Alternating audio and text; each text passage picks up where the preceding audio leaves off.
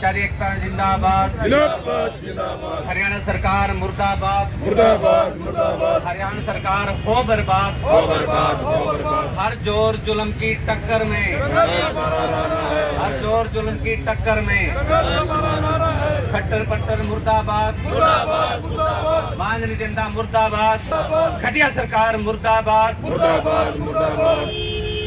आदरणीय आज के हमारे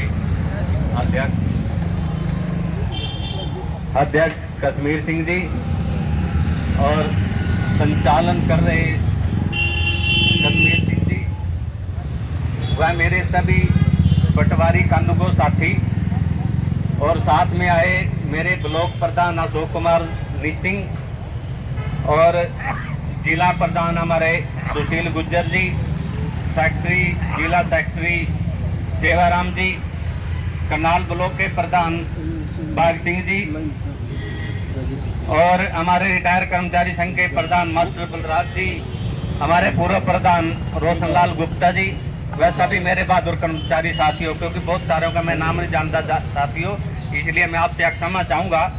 सबसे पहले तो मैं आपको बधाई देना चाहूँगा कि आज हमारे पटवारी कानूगो भी ईद स्टेज पे पहुँच गए हैं साथियों। क्योंकि देखो मैं तो निश्चिंत में के पूरे डिस्ट्रिक्ट में हर एक जगह हर एक कोई ऐसा अपना नहीं छोड़ता भी जहाँ नहीं जाते, क्योंकि मैं भी अब जब से प्रमोट हुए हूँ आपकी तरह मैं भी काम में बिजी हूँ साथियों, लेकिन फिर भी जहाँ तक कोशिश हो तो आपकी सहायता करता रहेंगे। तो साथियों मैं तो सिर्फ आपको एक बात बताना चाहता हूँ, भले ही 4 हो 10 हो 50 हो, सर्व कर्मचारी संघ का साथ आपका हर चीज मिलता रहेगा और हमने चाहे कुछ भी हो। मैं बिजली बोर्ड से हूँ साथियों, हमारा तो कच्चा कर्मचारी भी साथ आता है, एक बार आह्वान कर दे कच्चा कर्मचारी भी साथ आता है। और मैं आपसे कहूँ किसी से घबराने के डरने की जरूरत नहीं है, जहाँ वर्क होगा तो वहाँ शोषण भी हमारा करेंगे, हायर अथॉरिटी भी करेगी, सारी करेगी। तो साथियों मैं तो एक बात कहता हूँ, क्योंकि 2 साल से वैसे तो पटवारी कानूगो हमारा सहयोग बहुत करते थे, लेकिन मेरे को नहीं पता था भी आज आप भी स्टेज पे पहुंच जाओगे। लेकिन मैं जब भी बुलाता था तो ये भी 2 साल से आप लोग जुड़ने आए हो, क्योंकि आज जो पे ग्रेड की जो आज आप बातें कर रहे हो, जो आप मांग रहे हो, पे ग्रेड कितना पटवारी का बताओ। क्लास 4 भी पटवारी से ज्यादा पे ले रहे हैं, अब नहीं ले रहे हो तो बताओ। ग्रेड पे जो है ना एक आदमी का हक बनता है, और सिस्टम ये जो कहते हैं नहीं भाई ये तो है ना सर्व कर्मचारी संघ वाले तो वैसे बताते रहते हैं।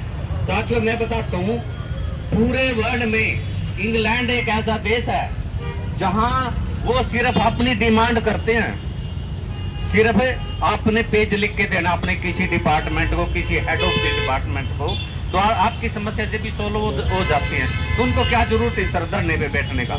और यहाँ बीजेपी सरकार का क्या है, ये तो कहते हैं सरकारी निकम, ये कर्मचारी निकम्मे काम ही नहीं करते। एक बात बताओ, 108 9 10 12 डिपार्टमेंट हमारे बिना काम हुए चल रहे हैं।